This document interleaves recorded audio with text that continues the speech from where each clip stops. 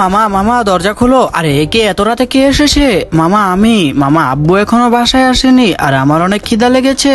আর দূর, আচ্ছা ঠিক আছে ভিতরে আয়। এই তো শর্টকাটে সুমাইয়ের জন্য নুডলসটাই রান্না করে নেই। এই সময় রান্না হয়েছে, আয়। সুমাইয়া মজা হয়েছে? হ্যাঁ মামা অনেক মজা হয়েছে।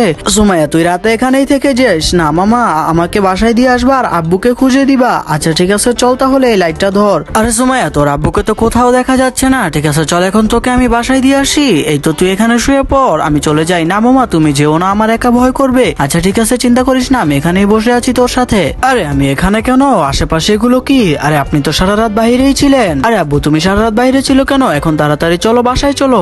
যাই এখন আমি পুকুর থেকে কাঁকড়া ধরে নিয়ে আসি। আরে সুমাইয়া কি করছিস? মামা আমি কাঁকড়া নিচ্ছি। আরে কাঁকড়াও লাগবে না, বাসায় চলে আস, আমি অনেকগুলো নিয়েছি, ওগুলাই খাবো। এই তো এখন আমি কাঁকড়াগুলোকে ভালো করে ধুয়ে নেই, যাই এখন রান্না করে নেই। এই তো আমার রান্না মোটামুটি শেষ, যাই এখন সুমাইয়াদের জন্য নিয়ে যাই। আরে মামা এসেছো? বাসায় আসো, আব্বু রান্না করেছে, খাবে। এই নাও মামা বাটি।